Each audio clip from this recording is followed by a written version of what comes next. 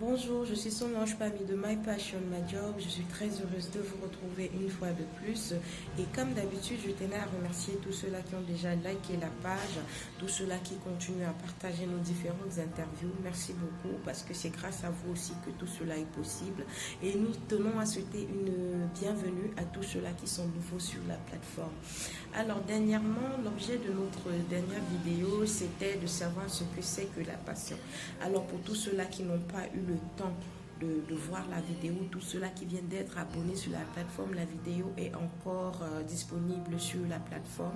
Donc, vous pouvez visiter, vous pouvez regarder la vidéo et aussi essayer de savoir ce que c'est que la plateforme.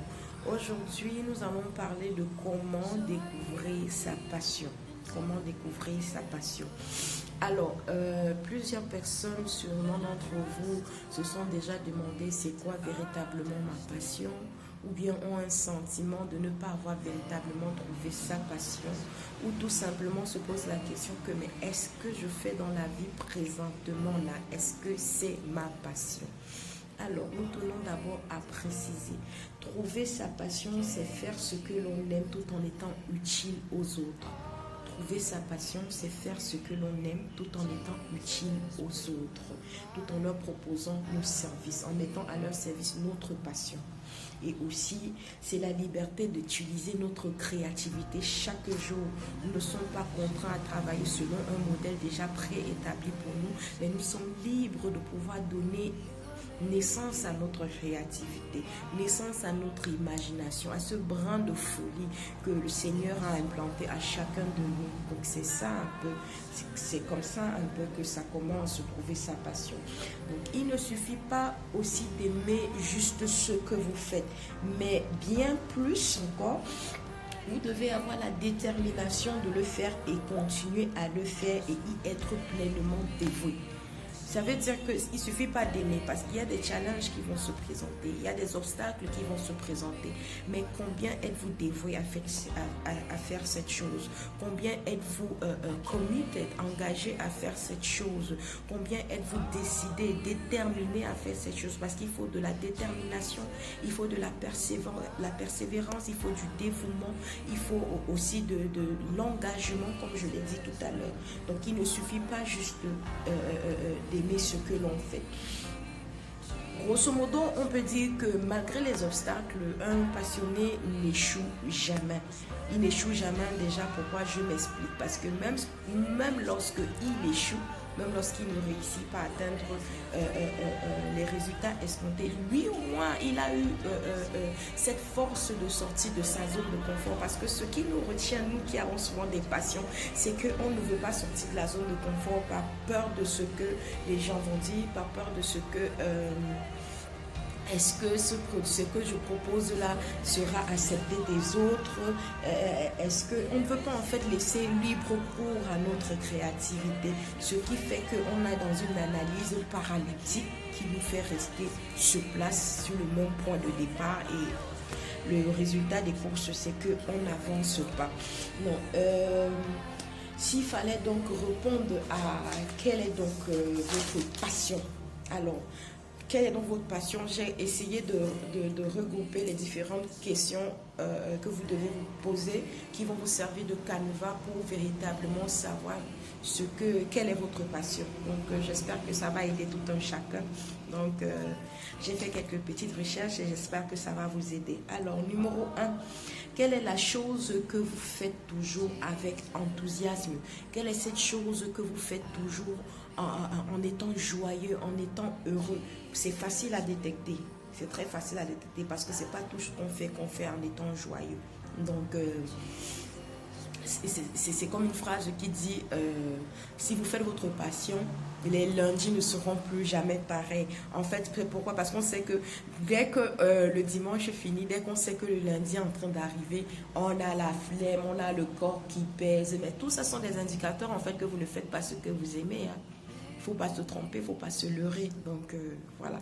Deuxième question. Quelle est la chose que vous trouvez facile à faire? Quelle est la chose que vous trouvez facile à faire?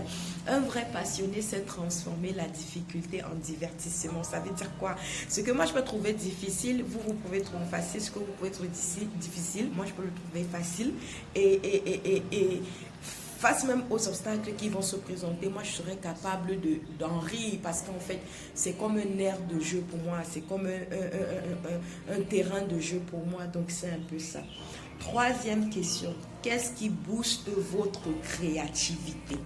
Dans quel secteur de votre vie vous êtes le plus créatif, vous êtes le plus prompt à inventer des choses? La créativité est généralement liée à la passion.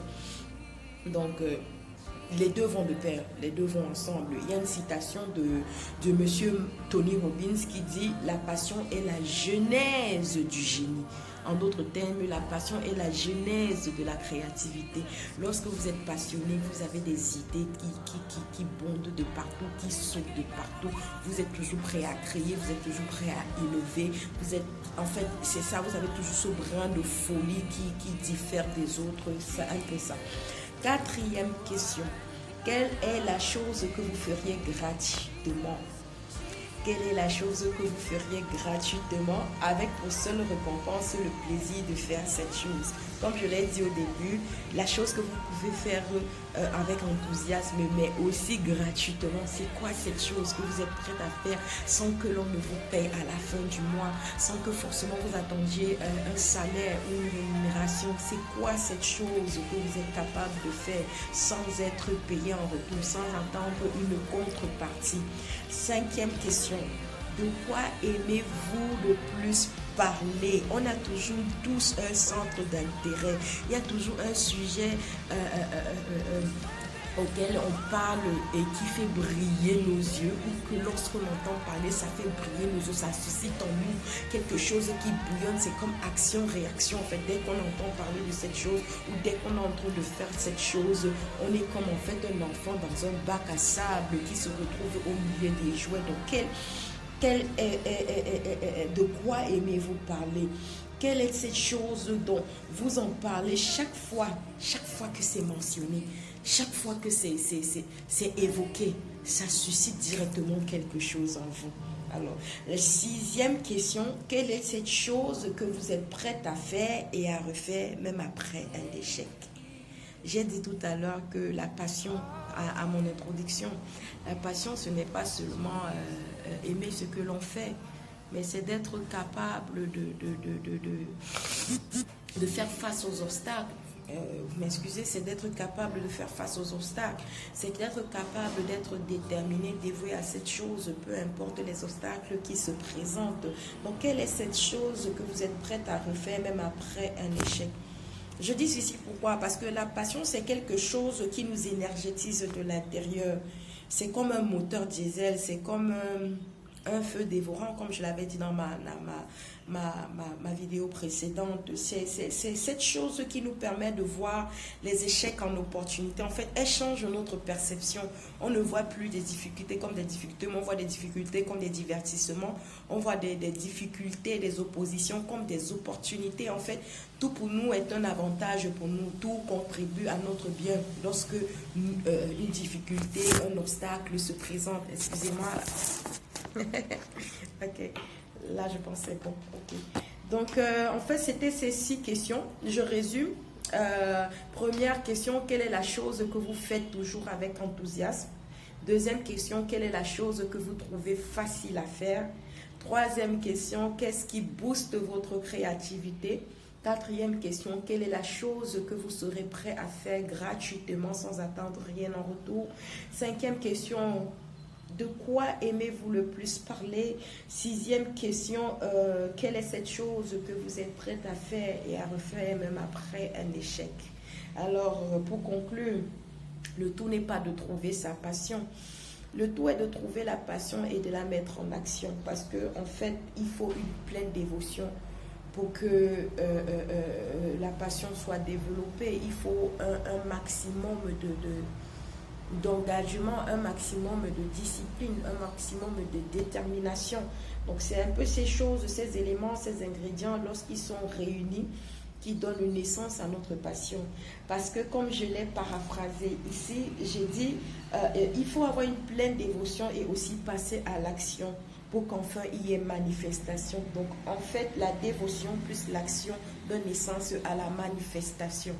Pour développer sa passion, en fait, il faut éviter toute forme de distraction. Quand je dis dévotion, ça veut dire qu'il faut être totalement donné à cette chose. Distraction, déjà, quand vous décomposez le mot, vous avez 10 et attraction. En fait, c'est un peu en anglais attraction et comme en français 10, ça veut dire que comme un détachement, vous êtes détaché à tout ce qui est attractif. En fait, il faut éviter à tout ce à quoi vous devez être attiré. Donc, il faut éviter la distraction. Donc, c'était un peu ça. J'espère vous avoir aidé. Et voilà, c'était My Passion, My Job, comment découvrir sa passion. La prochaine vidéo, nous allons voir quels sont les obstacles et les limites à le plein épanouissement, la pleine manifestation de notre passion. Donc, je vous remercie beaucoup pour le temps que vous nous avez consacré et je vous serai très reconnaissant de bien vouloir liker l'interview, partager la vidéo, ça pourrait aider plus d'un. Donc, c'est ensemble que tout est possible. Donc, merci encore. C'était Solange Pammy de My Passion, My Job. Comment découvrir sa passion. Bye bye et à très bientôt.